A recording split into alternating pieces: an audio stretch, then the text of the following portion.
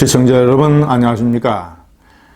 서약서의 잉크가 마르기도 전에라는 말이 있습니다. 검찰총장 임명장의 잉크가 마르기도 전에 윤석열 총장이 검찰의 정치적 중립을 난도질하는 국민을 배반하는 인사를 단행하고 있습니다.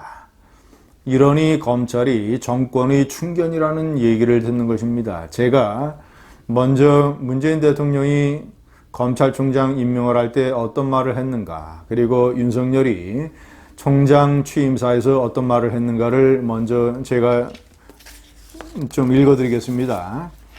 자, 문재인은 권력형 비리 사건에 있어서 휘둘리지 않고 공정하게 수사를 진행했다라고 윤석열을 칭송하면서 이어서 이렇게 말을 했습니다. 그런 자세가 살아있는 권력에 대해서도 똑같아야 한다. 청와대, 정부, 집권 여당도 만에 하나 권력형 비리가 있다면 엄정한 자세로 임해 주시기를 바란다.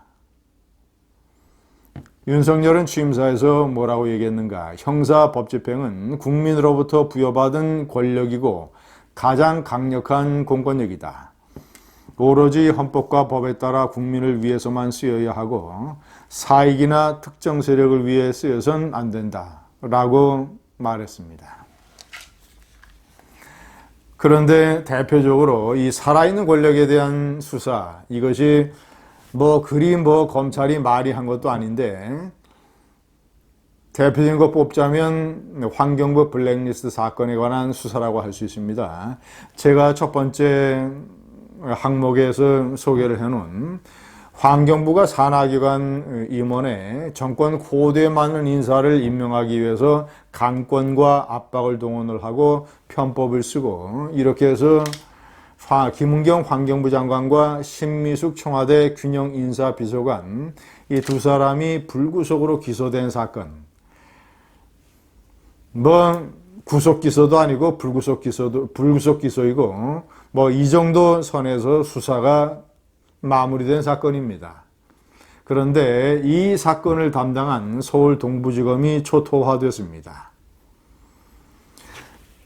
한찬식 동부지검장은 고검장 승진해서 탈락을 해서 옷을 벗게 됐고, 동부지검의 차장도 한직으로 좌천이 돼서 옷을 벗을 예정입니다. 자, 그리고 그 수사를 주무적으로 담당을 했던 주진우 부장검사는 검사 5명밖에 없는 안동지청장으로 발령이 나서 역시 검찰을 떠나겠다고 했습니다. 시청자 여러분, 한 검사가 사법시험을 패스를 해서 수사검사로서 평생을 살아오고, 그런데 그 조직에 대해서 환멸을 느끼고 자신의 공직관에 대해서 커다란 상처를 받고 검찰을 떠나게 되는 심경, 그 심경을 제가 주진우 부장검사가 검찰 내부 통신만에 올린 글을 제가 화면으로 한번 보여드리겠습니다. 일종의 역사적인 기록으로 한번 천천히 읽어 보시기 바랍니다. 제가 천천히 읽어드리겠습니다. 정도를 걷고 원칙에 충실하면 진정성을 알아줄 거라는 믿음, 능력, 실적, 신망에 따라 인사가 이루어진다는 신뢰, 검사로서 명예와 자긍심이 엷어졌다는 느낌을 받았다. 지난 1년간 환경부 사건 등을 수사하면서 수많은 법리검토와 토의 조율을 거쳤고, 의견이 충돌할 땐 검찰총장의 정당한 지휘권 행사를 통해 결론을 냈다. 수사 결과는 부족했지만 투명한 의사결정 시스템으로 수사를 이끌어 지휘 라인과 수사팀 모두 동의하는 결론을 낸 점엔 자부심을 느낀다. 난 정치색이 전혀 없는 평범한 검사다. 아는 정치인도 없고 그 흔한 고교 동문 선배 정치인도 한 명 없다. 정치적 언동을 한 적도 없고 검찰국에서 발령을 내 어쩔 수 없이 청와대에서 근무한 적이 있을 뿐이다. 시청자 여러분, 맨 마지막 문장은 박근혜 대통령 청와대에서 근무한 내용을 설명한 것입니다. 이렇게 서울 동부지검은 초토화되고, 반면 두 번째, 오히려 이 정권이 얘기하는 적폐청산 이 수사를 담당을 했던 서울중앙지검의 증오의 축 3인방은 집단으로 영전을 했습니다. 서울중앙지검장 윤석열은 검찰총장이 됐고 2차장 박찬호는 대검의 공안부장이 됐고 3차장 한동훈은 대검의 강력부장이 됐습니다.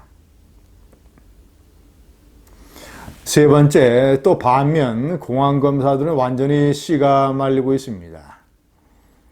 대표적으로 박근혜 정권 때 노무현 대통령의 2007년 남북 정상회담 회의록 은폐 폐기 사건.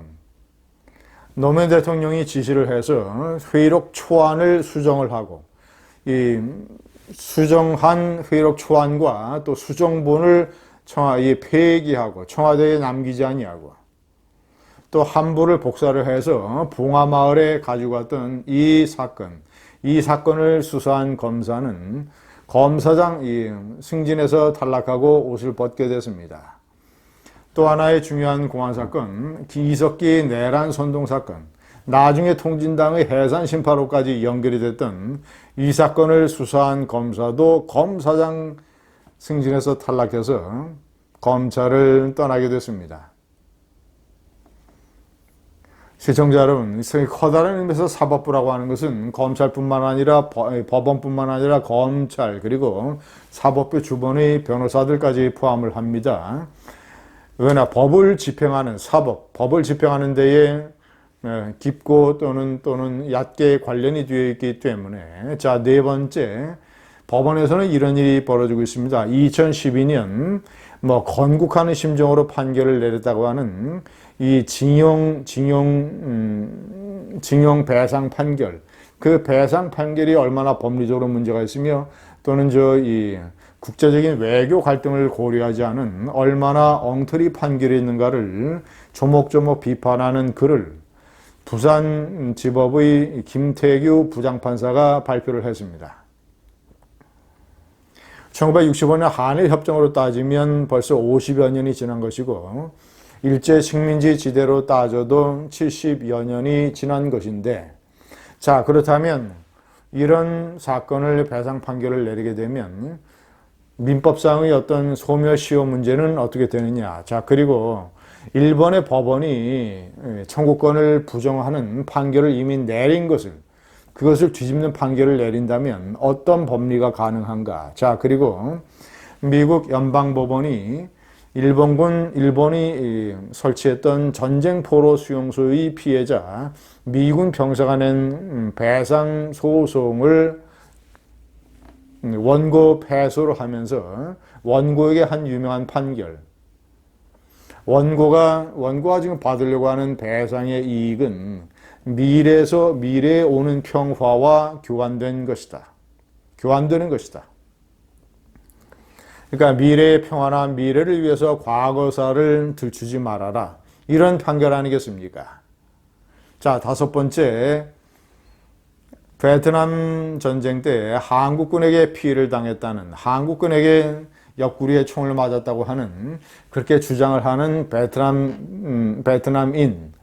베트남인이 한국 정부를 상대로 손해배상 청구 소송을 내는 것을 오는 10월 달에 내는 것을 민변에서 준비를 하고 있다고 합니다. 베트남 정부는 한국에 대고 제발 과거사 얘기를 하지 말아라. 이제 과거사를 들추지 말아라. 오히려 전쟁 당사국인 이 베트남에서 참전국인 한국에 대고 그렇게 얘기를 하는데 왜냐?